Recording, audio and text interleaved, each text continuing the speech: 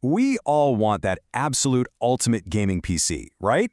But honestly, what if chasing the absolute fastest CPUs and GPUs is literally the worst financial mistake you can make? Today, we are exposing the hidden build costs, the shocking failure rates, and the silent electricity trap of high-end rigs. By the end of this explainer, you'll know exactly how to get peak performance without getting totally scammed by the hype. Stick around, because the truth about liquid cooling? Yeah, it might just save your entire system. Okay, let's jump right in.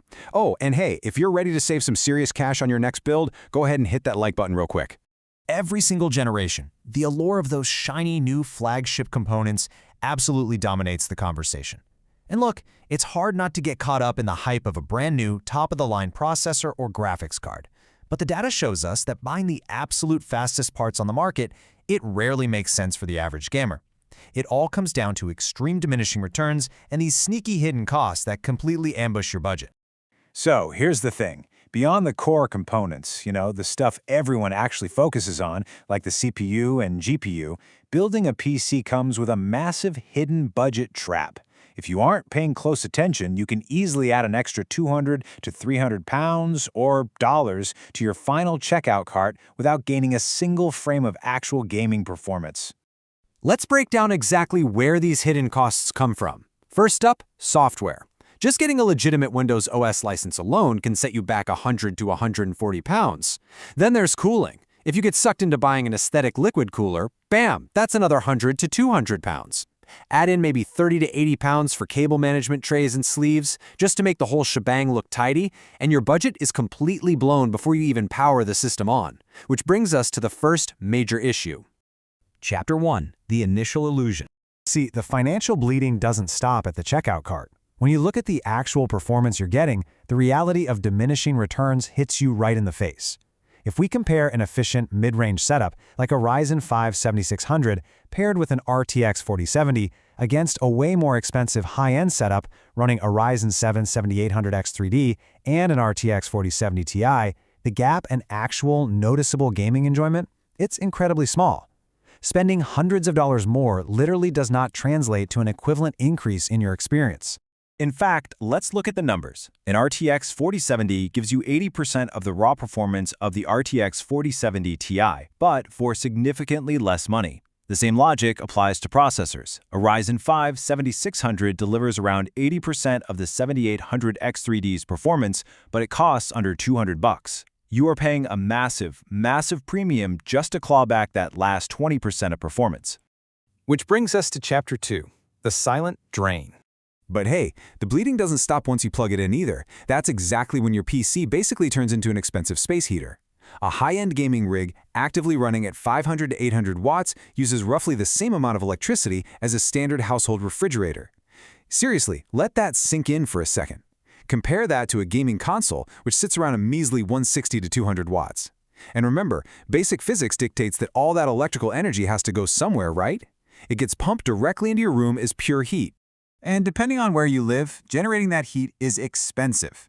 If you're gaming for, say, 5 hours a day on a high-end rig in a place like California, with rates hovering over 32 cents per kilowatt hour, your PC is costing you over $31 a month just in electricity alone. Even at the national average, you're still looking at around $16 a month. Your flagship hardware isn't just a heavy upfront cost, it's acting as a silent, constant drain on your monthly utility bills. So, that brings us to a really fascinating question. It's expensive to buy, it's expensive to run, but at least it's reliable, right? I mean, you're paying top dollar, so it should be absolutely bulletproof. Well, before we answer that, I want to hear from you guys. Drop a comment below right now and let me know what GPU you are currently running in your system. I'm genuinely curious to see what everyone is actually using. Okay, moving on to Chapter 3. What really fails first?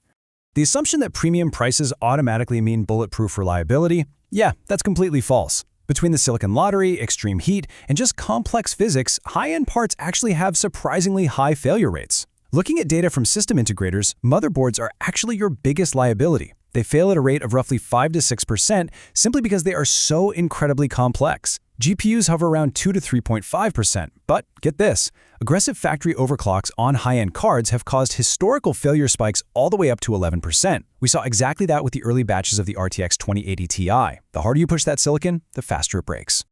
And then, of course, we have the great cooling debate. Contrasts the ticking clock of all-in-one liquid coolers against the virtually immortal reliability of a dual-tower air cooler. Air coolers are basically just solid blocks of metal with fans attached. AIO liquid coolers, well, while they offer great aesthetics and solid thermal mass, they inevitably suffer from pump failures and coolant evaporation. It's not a matter of if, it's a matter of when. A veteran PC builder on Reddit hit the nail on the head saying, "Air coolers are more reliable by virtue of simplicity. Liquid coolers have many points of failure, from the pump to the hose attachments. It really is that simple. If you want a cooler to last a decade, you buy a block of metal. If you want peak aesthetics, you just have to accept the very real ticking clock of liquid cooling risks." Next up, Chapter 4, The Obsolescence Trap. Here is the real kicker, guys. Even if your ridiculously expensive parts manage to survive the heat, the voltage, and the water, time is the ultimate enemy here. Technological life is undeniably short. Manufacturers like NVIDIA have shifted to an incredibly aggressive annual or biannual product cadence. We went from Hopper in 2022 to Blackwell in 2024 to Rubin projected for 2026. This creates genuine 2 to 3 year frontier obsolescence. The very second you buy the most expensive flagship, the countdown begins and its resale value starts plummeting like a rock. Even the biggest players in the world are terrified of this. Just listen to this quote from Microsoft CEO Satya Nadella. "I didn't want to get stuck with 4 or 5 years of depreciation on one generation." If the CEO of Microsoft, a company literally worth trillions, is worried about being stuck with rapidly depreciating hardware, you absolutely should be too. By the way, if you know someone who is about to blow their entire budget on a new rig, hit that share button right now and send this explainer to them. You might literally save them a fortune. To prove just how fast things are moving, I was actually shocked by what Amazon just did.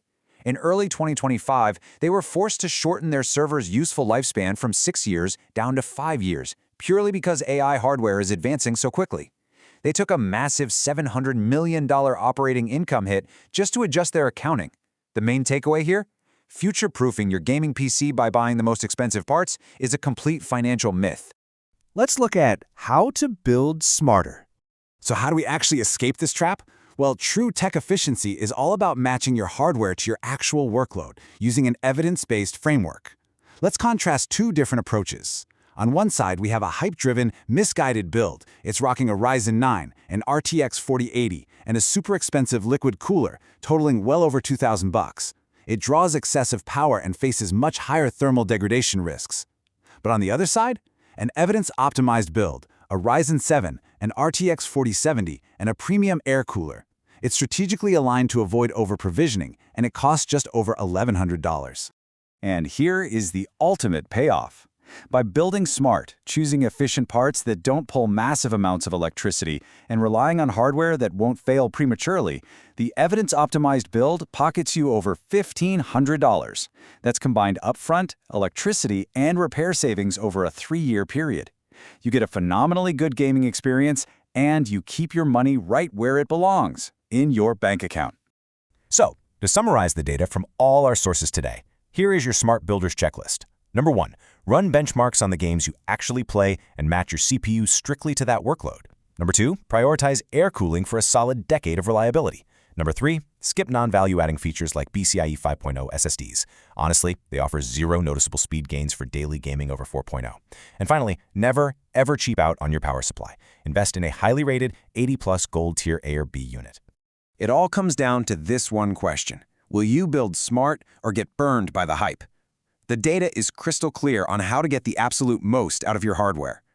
If this evidence-based breakdown helped you rethink your next build, make sure you hit subscribe so you never miss out on our future deep dives.